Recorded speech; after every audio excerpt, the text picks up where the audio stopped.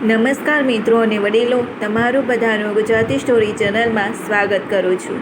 જો દરેક બાપ દીકરીને આ સલાહ આપે તો એક પણ દીકરી જીવનમાં દુઃખી ન થાય. અચૂક વાંચો. જો આ સ્ટોરી તમને પસંદ પડે તો આ ચેનલને સબસ્ક્રાઈબ, લાઈક, શેર અને કમેન્ટમાં અભિપ્રાય જરૂર આપજો.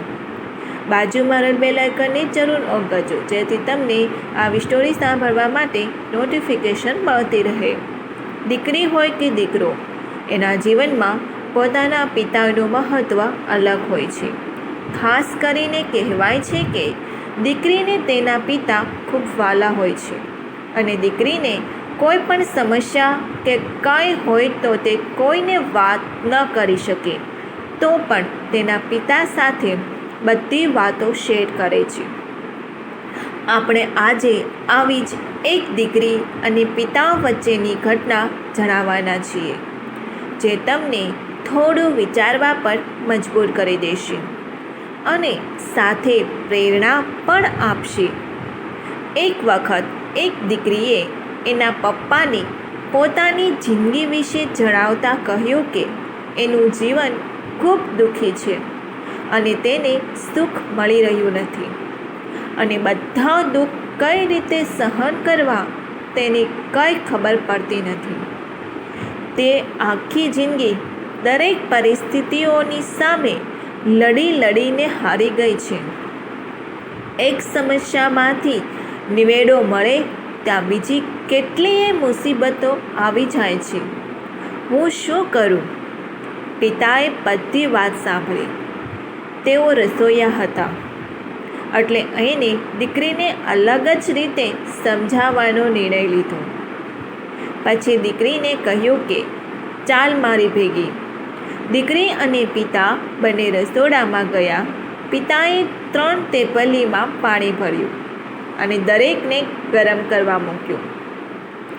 ધીમે ધીમે અંદરનું પાણી ગરમ થવા લાગ્યું. એક તપેલીમાં બટેટા નાખ્યા, બીજામાં ઈંડું નાખ્યું અને ત્રીજા વાસણમાં કોફી નાખી. દીકરીને એક પણ શબ્દ કીધા વિના ત્યાં બેસી ગયા. દીકરી આ બધું જોઈ રહી હતી અને એને આ બધું વિચિત્ર લાગ્યું અને વિચારી રહી હતી કે તેના પિતા શું કરી રહ્યા છે. આશરે 20 મિનિટ પછી પિતાએ ગેસ બંધ કરી દીધો અને 3 વાસણને નીચે ઉતારી લીધા. 3 વાસણમાંથી બટેટાને એક વાટકામાં કાઢી, બીજા વાટકામાં ઈંડું રાખ્યું અને એક કપમાં કોફી રાખી દીધી. પછી દીકરી સામે જોઈને પૂછ્યું, બેટા, તને આમાં શું દેખાય છે? દીકરીએ જવાબ આપ્યો, બટેટા, ઈંડું અને કોફી. પિતાએ કહ્યું, ધ્યાનથી જો અને બટેટાને સ્પર્શ. આથી દીકરીએ બટેટાને સ્પર્શ કર્યો અને જોયું કે બટેટા નરમ થઈ ગયા હતા. પછી પિતાએ કહ્યું, ઈંડું લઈને એને તોડી નાખ. દીકરીએ ઈંડું તોડ્યું અને અંદરના કઠોળ સ્તરને ધ્યાનથી જોયું. અંતે પિતાએ કોફી પીવાનું કહ્યું. જ્યારે દીકરીએ કોફી પીધી ત્યારે તેની અંદર રહેલી સુગંધને કારણે તેનું મન પ્રફુલ્લિત થઈ ગયું અને તેના ચહેરા પર આનંદ છવાઈ ગયો. તેને પૂછ્યું, આનો મતલબ શું છે પપ્પા? ત્યારે પપ્પાએ દીકરીને જવાબ આપ્યો કે બટેટા, ઈંડું અને કોફી દરેક વસ્તુને એક જ પ્રકારની મુસીબતનો સામનો કરવો પડ્યો. એ મુસીબત હતી ઉકળતું પાણી, કારણ કે આપણો ગેસ ગરમ થઈ રહ્યો હતો, પરંતુ દરેકે પોતાની અલગ અલગ પ્રતિક્રિયા આપી. બટેટા કે જે મજબૂત અને કઠોર હોય તો પણ ઉકળતા પાણીમાં એ નરમ અને કમજોર બની ગયા. એવી જ રીતે ઈંડું નાજુક હતું, પરંતુ જેવું ઉકળવામાં આવ્યું કે તેનું અંદરનું ફળ વધારે કઠોર થઈ ગયું. અને છેલ્લે કોફી કે બધા કરતાં અલગ જ નીકળી. એટલે કે ઉકળતા પાણીમાં સંપર્કમાં આવ્યા પછી તેને પાણી બદલી નાખ્યું અને કંઈક નવું બનાવ્યું. પછી તેને તેની દીકરીને કહ્યું કે જ્યારે તારા બાણે મુસીબતોના ટકોરા મારે છે ત્યારે તું તેને શું પ્રતિક્રિયા આપીશ? તું શું છો? બટેટા, ઈંડું કે કોફી?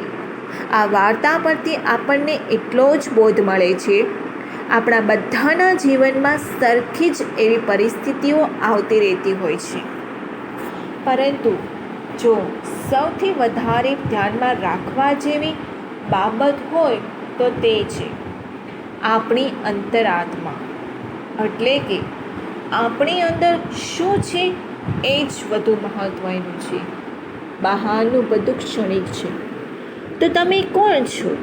કમેન્ટમાં જવાબ આપજો અને સાથે એમ પણ જણાવજો કે જીવનમાં કોના જેવું બનવું જોઈએ, બટેટા, ઈંડું કે કોફી?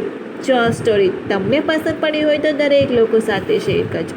આવી સ્ટોરી સાંભળવા માટે આ ચેનલને સબસ્ક્રાઈબ, લાઈક, શેર અને કમેન્ટમાં અભિપ્રાય આપજો. અને હા, આ વાર્તા પસંદ આવી હોય તો તમારા મિત્રો સાથે જરૂર શેર કરજો.